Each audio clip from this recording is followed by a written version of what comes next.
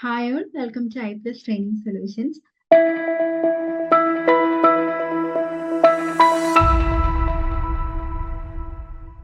അപ്പോൾ നമ്മുടെ ഇന്നത്തെ ക്ലാസ്സിൽ മിനിമൽ പ്രോസസ്സിങ്ങും അതേപോലെ IQF ആണ് നമ്മൾ ഡിസ്കസ് ചെയ്തു പോകുന്നത്. അപ്പോൾ നമുക്ക് ആദ്യം മിനിമൽ പ്രോസസ്സിങ്ങിലോട്ട് കടക്കാം. അപ്പോൾ എന്താണ് മിനിമൽ പ്രോസസ്സിംഗ് എന്ന് പറയുന്നത്? അതായത് മെയിൻലി ഫ്രൂട്ട്സ് അല്ലെങ്കിൽ വെജിറ്റബിൾസിന്റെ കാര്യത്തിലാണ് നമ്മൾ മിനിമൽ പ്രോസസ്സിങ് ചെയ്യുന്നത്. അപ്പം ഈ ഫ്രഷ് ആയിട്ട് തന്നെ നമ്മുടെ പ്രോഡക്ട്സിനെ കൺസ്യൂമേഴ്സിൽ എത്തിക്കുക എന്നുള്ളതാണ് വിത്ത് മിനിമം പ്രോസസ്സിംഗ് സ്റ്റെപ്സ്. അതാണ് സിമ്പിൾ ആയിട്ട് പറഞ്ഞാൽ മിനിമൽ പ്രോസസ്സിംഗ് എന്ന് പറയുന്നത്. നമ്മൾ പറഞ്ഞു ഫ്രൂട്ട്സ് അല്ലെങ്കിൽ വെജിറ്റബിൾസിന്റെ കാര്യത്തിലാണ് മിനിമൽ പ്രോസസ്സിംഗ് കൂടുതലായിട്ടും ചെയ്യുന്നത്. അപ്പം ഇതിനകത്ത് വരുന്ന പ്രോസസ്സിംഗ് സ്റ്റെപ്സ് എന്ന് പറയുന്നത് എന്താണ്? നമ്മൾ പറഞ്ഞു പിന്നെ പെട്ടെന്ന് എളുപ്പത്തിൽ നമുക്കത് കഴിക്കാൻ പറ്റുന്ന അല്ലെങ്കിൽ പിന്നെ എളുപ്പം നമുക്കത് കുക്ക് ചെയ്യാൻ പറ്റുന്ന രീതിയിലേക്ക് കൺസ്യൂമേഴ്സിന് നമ്മൾ ഈ ഫ്രൂട്ട്സ് അല്ലെങ്കിൽ വെജിറ്റബിൾസ് എത്തിക്കുക എന്നുള്ളതാണ് അല്ലെ കൊമേഴ്ഷ്യലി ഇതിന്റെ ഒരു അഡ്വാൻറ്റേജ് എന്ന് പറയുന്നത്. അപ്പം അതിനു വേണ്ടി അല്ലെങ്കിൽ റെഡി ടു യൂസ് അല്ലെങ്കിൽ ഫ്രഷ് കട്ട് അല്ലെങ്കിൽ പ്രീ കട്ട് പ്രൊഡ്യൂസേഴ്സ് ആണ് നമ്മൾ കൊമേഴ്ഷ്യലി ഈ കൺസ്യൂമേഴ്സിലേക്ക് കൊടുക്കുന്നത്. അതിനു വേണ്ടി എന്തൊക്കെ പ്രോസസ്സിംഗ് സ്റ്റെപ്സ് ആണ് നമ്മൾ ഈ ഫ്രൂട്ട്സിനും വെജിറ്റബിൾസിനും ചെയ്യേണ്ടി വരിക? ട്രിമ്മിങ്, പീലിംഗ് അല്ലെങ്കിൽ കട്ടിങ് പോലുള്ള പ്രോസസ്സിംഗ് സ്റ്റെപ്സ് ആയിരിക്കും ഇതിനായിട്ട് നമുക്ക് ചെയ്യേണ്ടതായിട്ടുണ്ടാവും. അപ്പൊ ഇതെന്ന് പറയുമ്പോഴത്തേക്കും ഇതിന്റെ ന്യൂട്രീഷൻസ് ഒന്നും തന്നെ പോവാനും പാടില്ല. അതേപോലെ ഇതിന്റെ ഫ്ലേവർ, അരോമ കാര്യങ്ങൾ, ഇത്തരം കാര്യങ്ങൾ നഷ്ടപ്പെടാൻ പാടില്ല അല്ലെ. അപ്പം ഫ്രഷ് ആയിട്ടുള്ള പ്രൊഡ്യൂസ് അതേപോലെ തന്നെ നമ്മൾ ഈ മിനിമം പ്രോസസ്സിംഗ് സ്റ്റെപ്സ് കഴിഞ്ഞ് കൺസ്യൂമേഴ്സിൽ എത്തിക്കുക. അപ്പൊ അത്രയാണ് മിനിമൽ പ്രോസസ്സിംഗ് എന്നുള്ള ആ ഒരു പ്രോസസ്സ് കൊണ്ട് അർത്ഥമാക്കുന്നത്. അപ്പം നമ്മൾ പറഞ്ഞു മിനിമൽ പ്രോസസ്സിംഗ് എന്ന് പറഞ്ഞു. അപ്പം ഈ പ്രോസസ്സിംഗ് സ്റ്റെപ്സ് അല്ലെങ്കിൽ ഇതിനകത്ത് വരുന്ന സ്റ്റേജസ് എന്തൊക്കെയായിരിക്കും? ഫ്രൂട്ട്സ് അല്ലെങ്കിൽ വെജിറ്റബിൾസിന്റെ കാര്യത്തിൽ നോക്കുകയാണെങ്കിൽ sorting, cleaning, washing, peeling, trimming, deseeding അല്ലെങ്കിൽ കട്ടിങ്, അപ്പൊ ഇത്തരത്തിലുള്ള സ്റ്റെപ്സ് ആയിരിക്കും മെയിൻലി ഇതിനകത്തോട്ട് വരുന്നത്. അപ്പം ഞാൻ നേരത്തെ പറഞ്ഞതുപോലെ ഫ്രഷ് ആയിട്ടുള്ള പ്രൊഡ്യൂസ് അതെങ്ങനെയാണോ നമുക്ക് ആദ്യം ഉണ്ടായിരുന്നത് ആ രീതിയിൽ തന്നെ, അതിൽ വലിയ മാറ്റങ്ങളൊന്നും വരാതെ തന്നെ, അതായത് സെൻസറി പ്രോപ്പർട്ടീസ് ആയിട്ടുള്ള അരോമ, ടേസ്റ്റ്, ടെക്സ്ചർ അല്ലെങ്കിൽ അതിന്റെ വിഷ്വൽ അപ്പീലൊന്നും തന്നെ മാറ്റം വരാതെ ഫ്രഷ് ആയിട്ടുള്ള പ്രൊഡ്യൂസ് അല്ലെങ്കിൽ പ്രോഡക്റ്റ് നമുക്ക് കൺസ്യൂമേഴ്സിലേക്ക് എത്തിക്കാനായിട്ട് പറ്റണം. അപ്പൊ അതിൽ എന്തൊക്കെയാണ് സ്റ്റേജസ് ഈ മിനിമൽ പ്രോസസ്സിംഗിൽ വരുന്നതെന്നുള്ളത് നോക്കാം. അപ്പൊ ആദ്യത്തെ സ്റ്റേജ് വരുന്നത് ഹാർവെസ്റ്റിംഗ് ആണ് അല്ലെ. അപ്പൊ അതിനകത്ത് എന്ന് പറയുമ്പോഴത്തേക്കും നല്ല ക്വാളിറ്റിയുള്ള ഫ്രഷ് ആയിട്ടുള്ള പ്രൊഡ്യൂസ് വേണം നമ്മൾ ഹാർവെസ്റ്റ് ചെയ്തെടുക്കാനായിട്ട്. അപ്പം ഇതിനകത്ത് നമ്മൾ പറഞ്ഞു മിനിമൽ പ്രോസസ്സിങ് കാര്യങ്ങൾ നമ്മൾ ചെയ്യുന്നുള്ളൂ, അല്ലെങ്കിൽ ഹീറ്റിംഗ് പോലുള്ള പ്രോസസ്സിങ് സ്റ്റെപ്സ് ഒന്നും തന്നെ ഇതിനകത്ത് വരുന്നില്ല. അപ്പൊ അതുകൊണ്ട് തന്നെ ഇതിൽ ഏത് സ്റ്റെപ്സിലാണെങ്കിലും നമ്മൾ ഈ ഒരു ഏതൊരു സ്റ്റേജിലാണെങ്കിലും സാനിറ്ററി മെഷേഴ്സിന് വളരെയധികം ഇമ്പോർട്ടൻസ് കൊടുക്കേണ്ടതുണ്ട്. അതിൽ വർക്ക് ചെയ്യുന്ന വർക്കേഴ്സ് അത് നന്നായിട്ട് ശ്രദ്ധിക്കേണ്ടതുണ്ട്. ഇപ്പം ഹാർവെസ്റ്റിങ്ങിന്റെ കാര്യത്തിലാണെങ്കിൽ പോലും workers must wear clean clothes and observe sanitary measures. അത് കഴിഞ്ഞുള്ള ഒരു സ്റ്റെപ്പാണ് പ്രീ കൂളിംഗ്. ഒരു ഫീൽഡ് ഹീറ്റ് ഒക്കെ റിമൂവ് ചെയ്യാൻ വേണ്ടിയിട്ട് നമ്മൾ ചെയ്യുന്നതാണ് ഈ പ്രീ കൂളിംഗ് എന്ന് പറയുന്ന സ്റ്റെപ്പ്.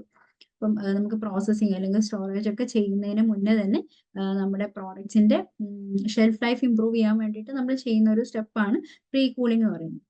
ഒന്നില്ലെങ്കിൽ പല രീതിയിൽ നമുക്കത് ചെയ്യാം. ഒന്നുകിൽ നമുക്ക് വാട്ടർ സ്പ്രേ പോലുള്ള മെത്തേഡ്സ് അല്ലെങ്കിൽ റെഫ്രിജറേഷൻ പോലുള്ള മെത്തേഡ്സ് ഒക്കെ വെച്ച് പ്രീ കൂൾ ചെയ്ത് എടുക്കാനായിട്ട് പറ്റും. അത് കഴിഞ്ഞ് വരുന്ന ഒരു സ്റ്റെപ്പാണ് വാഷിംഗ് ആൻഡ് ഡിസിൻഫെക്ഷൻ എന്ന് പറയുന്നത്. അതിൽ ഈ വാഷിങ്ങിന്റെ കാര്യത്തിൽ നമ്മൾ അതിൽ ഡിപ്പെൻഡ് ചെയ്യുന്ന ഫാക്ടേഴ്സ് ആണ് നമ്മൾ വാഷ് ചെയ്യാൻ എടുക്കുന്ന വാട്ടർ അല്ലെങ്കിൽ മീഡിയത്തിന്റെ ടെമ്പറേച്ചർ, അതിന്റെ contact time, pH, chlorine concentration, ഈ സാധനങ്ങളൊക്കെ തന്നെയും നമ്മൾ വാഷ് ചെയ്യുന്ന സമയത്ത് മെഷർ ചെയ്യേണ്ടതായിട്ടുണ്ട്. അപ്പോൾ വെജിറ്റബിൾസിന്റെ ഒക്കെ കാര്യത്തിലാണെങ്കിൽ നമ്മുടെ ടെമ്പറേച്ചർ ഒരു 0 to 5 ഡിഗ്രി സെൽഷ്യസ് എന്നുള്ള റേഞ്ചിൽ നമ്മൾ കീപ്പ് ചെയ്യണം. അതേപോലെ pH ആണെങ്കിൽ തന്നെയും 4.5 to 5.5 എന്നുള്ള ഒരു റേഞ്ചിൽ, അതേപോലെ ക്ലോറിൻ കോൺസെൻട്രേഷൻ 50 to 100 ppm എന്നുള്ള റേഞ്ചിലൊക്കെയാണ് നമ്മൾ കീപ്പ് ചെയ്യേണ്ടതായിട്ടുള്ളത്. സോ വാഷിംഗ് ആൻഡ് ഡിസിൻഫെക്ഷൻ എന്നുള്ള ഒരു ഏരിയയിൽ അത്രയാണ് നമ്മൾ ഓർത്തിരിക്കാനായിട്ടുള്ളത്. അത് കഴിഞ്ഞ് പീലിംഗ്, ട്രിമ്മിങ്, ഡീസീഡിങ്, ഇതൊക്കെ കൂടി നമുക്ക് ഒരു സ്റ്റേജ് ആയിട്ട് കണക്കാക്കാം. അപ്പൊ ഇതിലിപ്പോ പീലിംഗ് അല്ലെങ്കിൽ ട്രിമ്മിങ്ങിനൊക്കെ വേണ്ടിയിട്ടാണെങ്കിൽ നമ്മൾ ഉപയോഗിക്കുക ഇപ്പൊ നൈഫ്സ് ആണ്. നമ്മൾ സ്മോൾ സ്കെയിൽ ഇൻഡസ്ട്രിയിലൊക്കെ ആണെങ്കിൽ നമുക്ക് മാനുവലി നൈഫൊക്കെ വെച്ച് നമുക്ക് ഈ പ്രോസസ്സിംഗ് സ്റ്റെപ്സ് നമുക്ക് ചെയ്യാം. ഇനി ഒരു ലാർജ് സ്കെയിൽ ഇൻഡസ്ട്രിയിലാണെങ്കിൽ നമുക്ക് അബ്രാസീവ് പീലേഴ്സ് അല്ലെങ്കിൽ ഓട്ടോമാറ്റിക് ട്രിമ്മേഴ്സ് ഒക്കെയാണ് ഇതിനു വേണ്ടി നമ്മൾ ഉപയോഗിക്കുന്നത്. ആൻഡ് നമ്മൾ ഈ പീലിങ്ങിന്റെ സമയത്താണെങ്കിൽ നമ്മൾ ലൈവ് പീലിംഗ് അല്ലെങ്കിൽ സ്റ്റീം പീലിംഗ് ഒക്കെ പറഞ്ഞിട്ടുണ്ട്. അപ്പൊ അതൊക്കെ പിന്നെ ചെയ്യാൻ പറ്റുന്ന തരത്തിലുള്ള മെഷീനറീസ് ഒക്കെ ഇപ്പം അവൈലബിൾ ആണ്. ഓക്കെ, ദെൻ അത് കഴിഞ്ഞ് കട്ടിംഗ് ഓപ്പറേഷൻസ് ആണ്.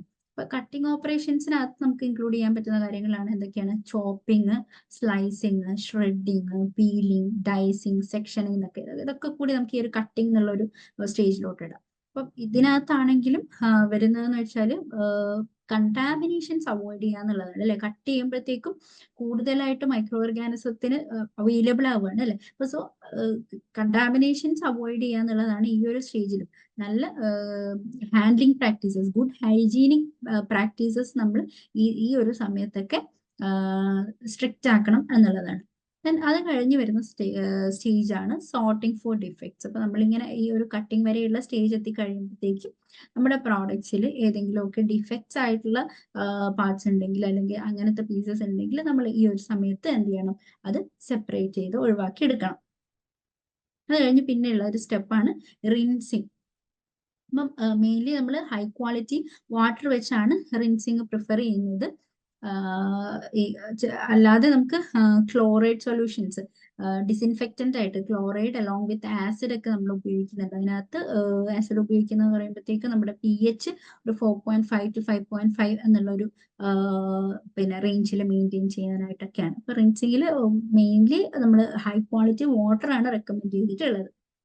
അത് കഴിഞ്ഞ് ഡിപ്പിംഗ് ആണ്. ഡിപ്പിംഗ് എന്ന് പറയുമ്പോഴത്തേക്കും നമ്മൾ ഈ ഓക്സിഡേഷൻ ഒക്കെ പ്രിവെന്റ് ചെയ്യാനായിട്ടാണ്, ബ്രൗണിങ് ഒക്കെ പ്രിവെന്റ് ചെയ്യാൻ വേണ്ടി ആണ് ഈ ഡിപ്പിംഗ് ചെയ്യുന്നത്. Okay, produce can be optionally dipped in a solution of acidulant അല്ലെങ്കിൽ anti oxidant blend consisting of a combination of ascorbic acid or citric acid.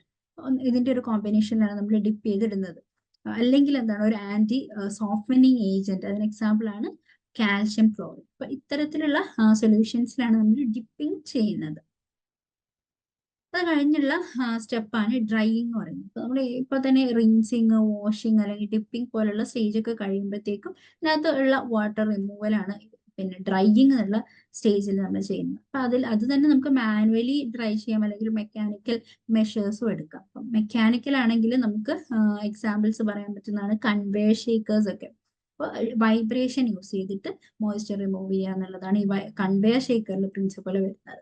പിന്നെ വേറെ ഒരെണ്ണം പറയാൻ പറ്റുന്നതാണ് എയർ ഡ്രൈ. എയർ ഡ്രൈയിൽ എന്താണ്, നമ്മൾ ഫോഴ്സ്ഡ് എയർ അല്ലെ, അത് ഉപയോഗിച്ചിട്ട് അല്ലെങ്കിൽ പോളാർ വിൻഡ് ഒക്കെ ഉപയോഗിച്ചിട്ട് വാട്ടർ റിമൂവൽ ചെയ്യുന്ന ഒരു പ്രോസസ്സിംഗ് സ്റ്റെപ്പ്. പിന്നെ ഉള്ളതാണ് സ്പിൻ ഡ്രൈയിങ് ബാസ്ക്കറ്റ് എന്ന് പറയുന്നത്. അപ്പൊ അതിലാണെങ്കിൽ സെൻട്രിഫ്യൂഗൽ ഫോഴ്സ് ഒക്കെ ഉപയോഗിച്ചിട്ടാണ് നമ്മൾ ഈ ഡ്രൈയിങ് ചെയ്യുന്നത്. ഡ്രൈയിങ്ങിൽ അത്രയും ഓർത്തിരിക്കുക. പിന്നെ വരുന്നതാണ് പാക്കേജിങ് ആൻഡ് ലേബലിംഗ്. അപ്പൊ നമ്മൾ അത്രയും ചെയ്ത് കഴിയുമ്പോഴത്തേക്കും പ്രോസസ്സിംഗ് സ്റ്റെപ്സ് ഏകദേശം കഴിഞ്ഞു. വീണ്ടും നമ്മൾ പിന്നെ പാക്കേജിങ് ലേബലിംഗിലോട്ട് പോവാണ്. അപ്പൊ അതിൽ തന്നെ പാക്കേജിങ്ങിന് തന്നെ പല മെത്തേഡ്സ് നമുക്ക് ഉപയോഗിക്കാം. നമ്മുടെ പാക്കേജിങ്ങിന് വേണ്ടിയിട്ട് കൂടുതലായിട്ടും മോഡിഫൈഡ് അറ്റ്മോസ്ഫിയർ പാക്കേജിങ് അല്ലെങ്കിൽ കൺട്രോൾഡ് അറ്റ്മോസ്ഫിയറിക് പാക്കേജിംഗ് ഒക്കെയാണ് ഉപയോഗിക്കുന്നത്. അപ്പൊ ഈ പാക്കേജിംഗ് മെത്തേഡ്സ് നമുക്കിനി സിലബസിൽ വേറെ തന്നെ ഒരു ടോപ്പിക് വരുന്നുണ്ട്. അപ്പൊ ആ ഒരു സമയത്ത് പാക്കേജിംഗ് മെത്തേഡ്സും പാക്കേജിംഗ് ഇതൊക്കെയാണ് മെറ്റീരിയൽസ് കാര്യങ്ങൾ നമ്മൾ കൂടുതൽ വിശദമായിട്ട് പഠിക്കുന്നുണ്ട്. ഇപ്പം ജസ്റ്റ് അറിഞ്ഞിരിക്കുക, നമ്മൾ ഈ ഒരു മിനിമൽ പ്രോസസ്സിംഗിൽ കൂടുതലായിട്ട് ഉപയോഗിക്കുന്നത് MAP, CAP പോലുള്ള മെത്തേഡ്സ് ആണ്. അതുപോലെ തന്നെ plastic bags, thermoformed containers with film overlaps, rigid plastic containers, low density polyethylene, monolayer PVC, ethylene vinyl acetate പോലെയുള്ള പാക്കേജിംഗ് മെറ്റീരിയൽസ് നമ്മൾ മിനിമൽ പ്രോസസ്സ് ചെയ്ത ഫ്രൂട്ട്സ് അല്ലെങ്കിൽ വെജിറ്റബിൾസിന് വേണ്ടി പാക്ക് ചെയ്യാനായിട്ട് ഉപയോഗിക്കുന്നുണ്ട് എന്നുള്ളത് ഓർത്തിരിക്കാം.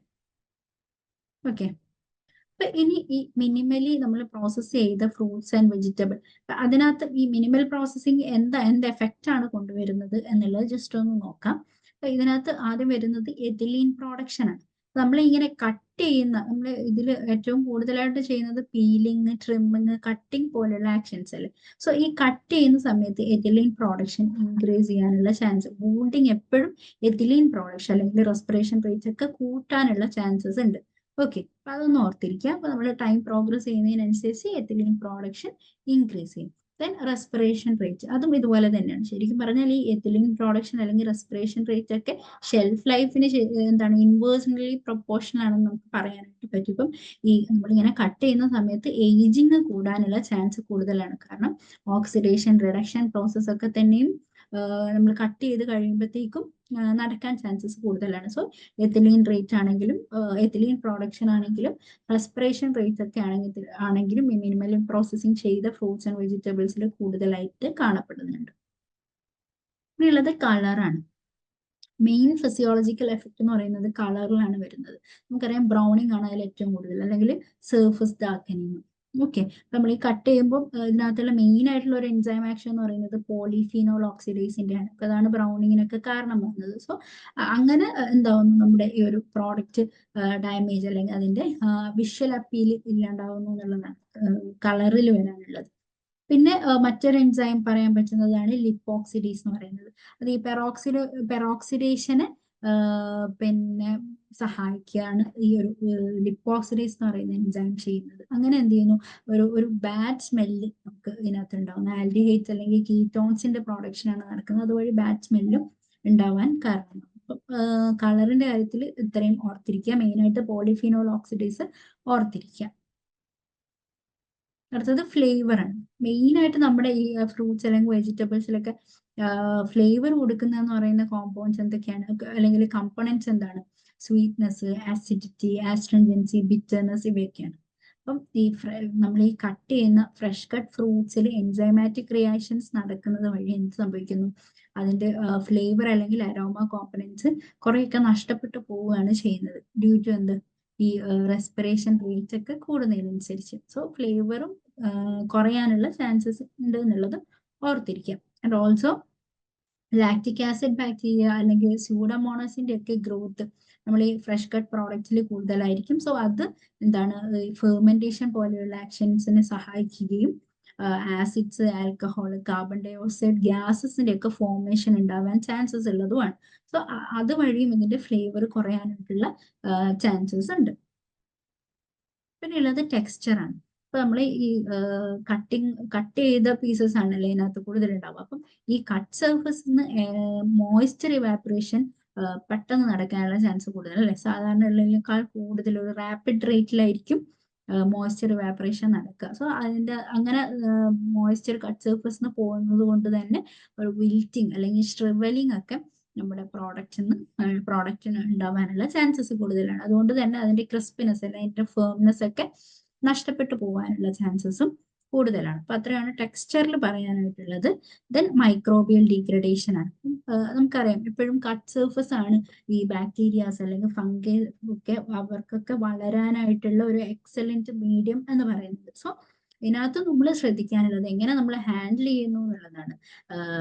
പിന്നെ കണ്ടാമിനേഷൻ അവോയ്ഡ് ചെയ്ത് കൊണ്ടിട്ടുള്ള എല്ലാ പ്രോസസ്സിങ് സ്റ്റെപ്സും നമ്മൾ ചെയ്യുക എന്നുള്ളതാണ്. ഈ മൈക്രോബ്സിന് വളരാനുള്ള ഒരു സാഹചര്യം നമ്മൾ ഇല്ലാതാക്കുക എന്നുള്ളതാണ്. എന്തായാലും കട്ട് സർഫസ് എന്ന് പറയുമ്പോഴത്തേക്കും ഫംഗൈ അല്ലെങ്കിൽ ബാക്ടീരിയ ഇതൊക്കെ വളരാൻ ചാൻസസ് കൂടുതലാണ് എന്നുള്ളതാണ്. ഓക്കെ,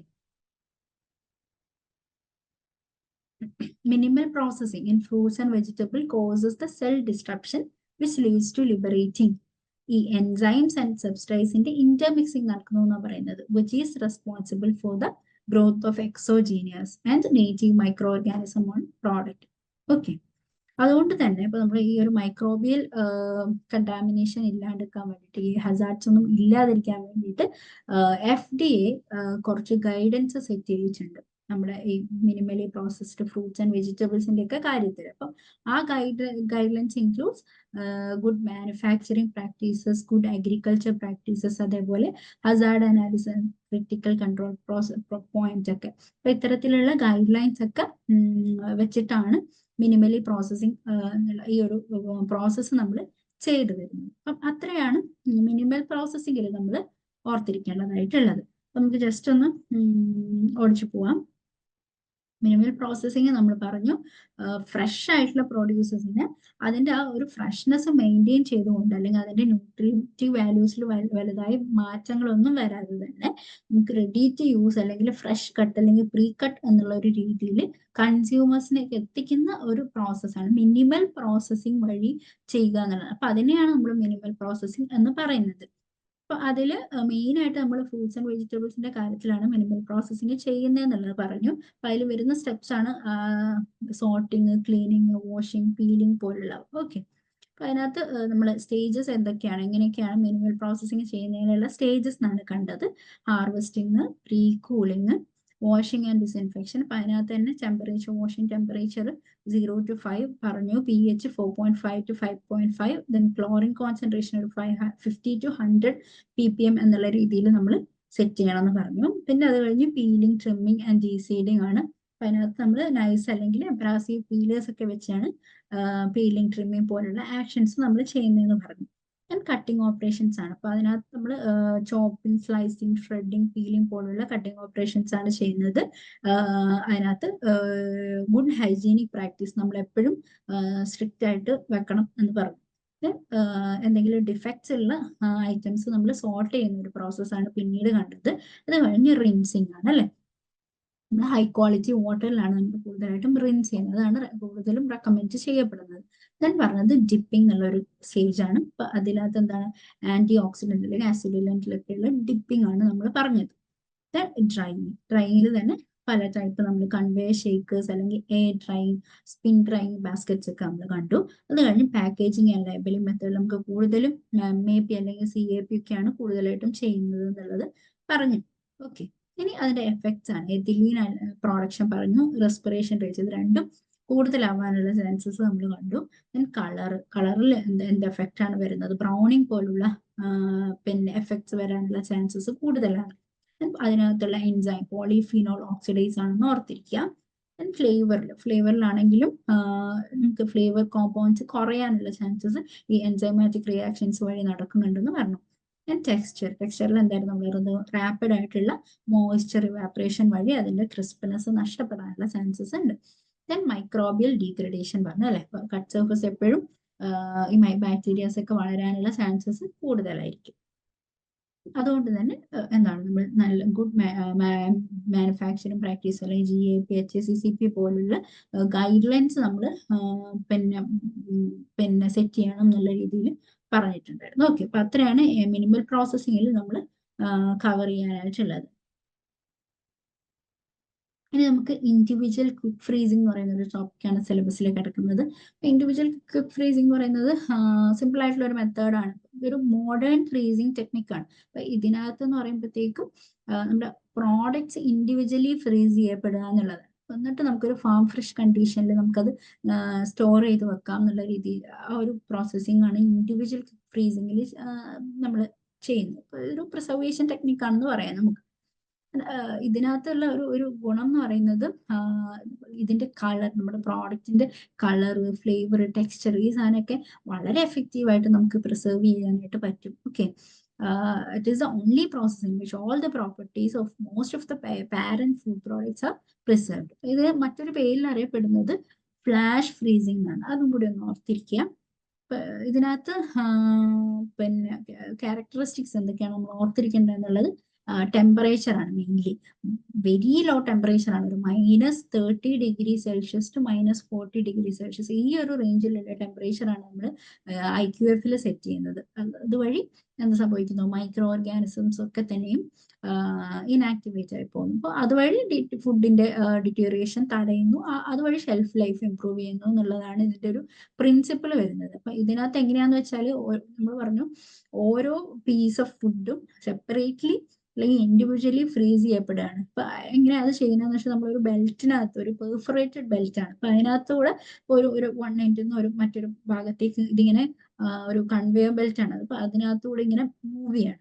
ആൻഡ് എന്ത് സംഭവിക്കുന്നു, അതിനൊരു സസ്പെൻഡഡ് സ്റ്റേറ്റിലാണ് വെക്കുന്നത്. ഇതിനെയാണ് ഒരു ഫ്ലൂയിഡൈസേഷൻ ടെക്നിക് എന്നാണ് പറയപ്പെടുന്നത്.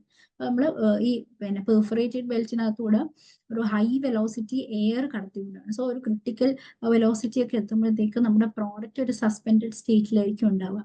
ആ ഒരു സമയത്ത് നമ്മൾ ഇത്രയും ലോ ആയിട്ടുള്ള ഒരു ടെമ്പറേച്ചർ കൊടുക്കുന്നു.